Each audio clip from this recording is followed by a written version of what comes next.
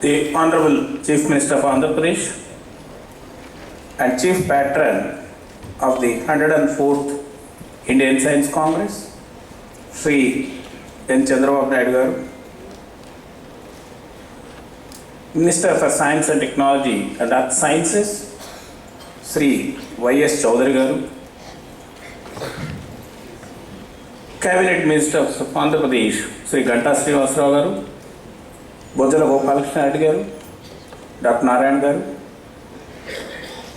people's representatives present here on the dais, the iconic missile scientist Dr. Tessie Thomas, Professor Savitri, Dr. Neetu Verma, and other dignitaries, members of the ICSA Council, women faculty members of different universities of this temple town, delegates, ladies and gentlemen, invitees, students present here, my beloved members of print and electronic media. At the outset, I am very grateful to SU University for giving us an opportunity to host the 104th Indian Science Congress here. Here I would like to make a mention. The Honorable Chief Minister of Andhra Pradesh always talks of the development of the state in terms of infrastructure as well as making Andhra Pradesh as a throbbing hub of higher education. Please give a big applause. I have a specific reason to mention that this towering personality and dynamic Chief Minister is the only Chief Minister in the country. Give a big applause. Who talks of making Andhra Pradesh as a throbbing hub of higher education? That made us to come here to SU University to organize the 104th Indian Science Congress. He spent a lot of time in discussing regarding the arrangements, reviewing, directing the state administration and in particular the district administration several review meetings. And as our Vice Chancellor said, for the last 2 days the Chief Minister is present here. It has not happened any time in the 104 years of Indian Science Congress. Na bhuto na bhavishyate. ఆ విధంగా ఈ ముఖ్యమంత్రి గారు Indian science కాంగ్రెస్ని తిరుపతిలో నిర్వహించేందుకు సకల ఏర్పాట్లు చేసి ఘనంగా నిర్వహిస్తున్నారు. So, on behalf of ICSA, we are highly grateful to the Honorable Chief Minister. Also, the ministers present here, as a group of ministers, they have reviewed and made arrangements for the Indian Science Congress. I take this opportunity to thank them in a big way. Now I'll come to the subject. Why Women's Science Congress? Science has no gender, science is ageless, but why we need to have Women's Science Congress? I will explain. In fact, this Women's Science Congress was initiated in the year 2012 when Professor Geeta Bali was the General President. She is present here, I would like her to stand.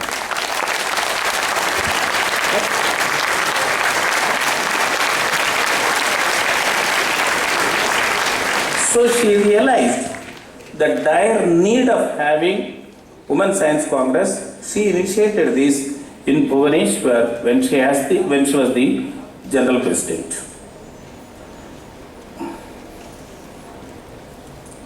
We also felt there is a need for perhaps quite some time to have Women's Science Congress. There have been many path-breaking developments in science and technology throughout the world in the last century. Like in different walks of social life, women played significant role in the scientific domain, and their significant contributions have got international recognition with conferring the Nobel Prize and other awards. Half an hour back, the Honorable Chief Minister announced a cash prize of 100 crores of rupees if somebody gets a Nobel Prize in Andhra Pradesh.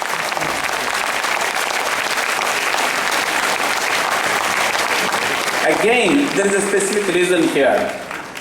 If somebody achieves in Olympics, cricket, etc., we are celebrating. Why we should not celebrate the scientists when they achieve big things? So the Honorable Chief Minister realized that there is a need to celebrate the scientists. He has kindly announced. Okay, in women abroad got Nobel Prizes. Indian women are not much lagging behind, and their level of recognition is also increasing. See, women are able to excel in other walks of life. Let us say politics. 3 years back, 4 women were rocking this country. That means women have the potential.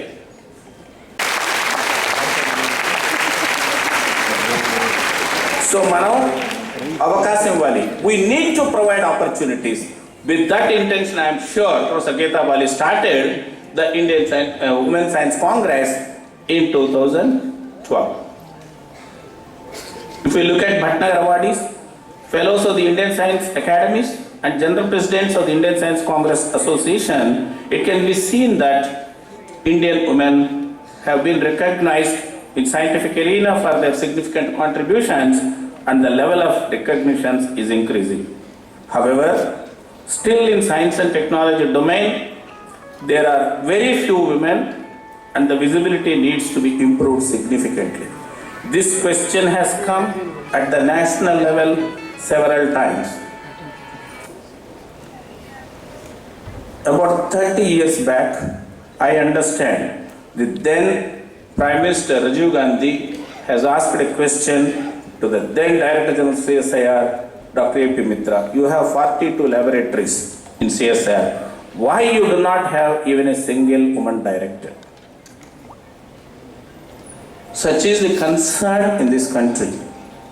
Of course, now things have improved. You have Dr.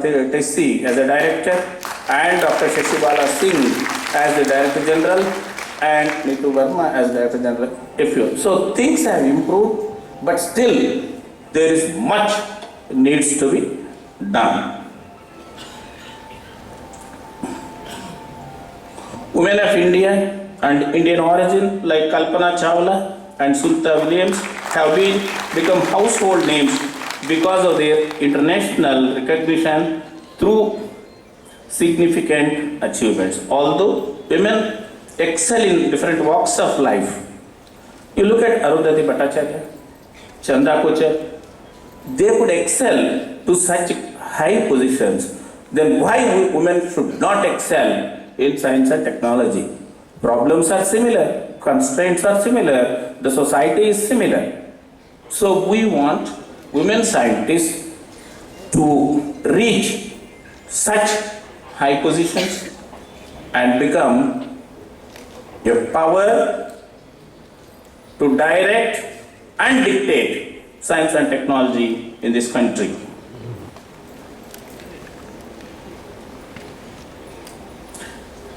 Female representation in science and technology workforce is lower than male counterparts all over the world, even in the developed countries.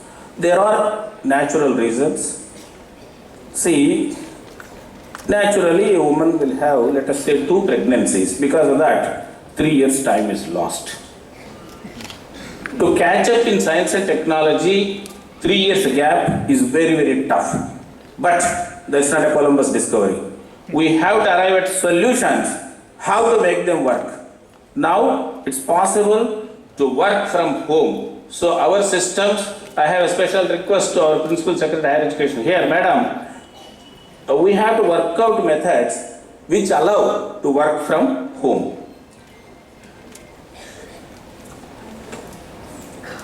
There are about 30 crores of women who are below the age of 25 years in this country.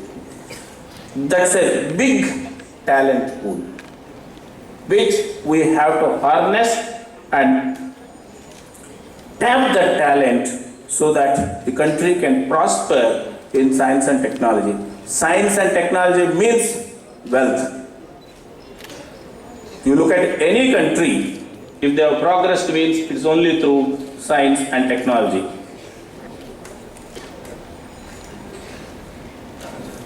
Thus, Women's Science Congress provides an opportunity to address some of the issues and to meet people like Tessie, ask them how they could excel.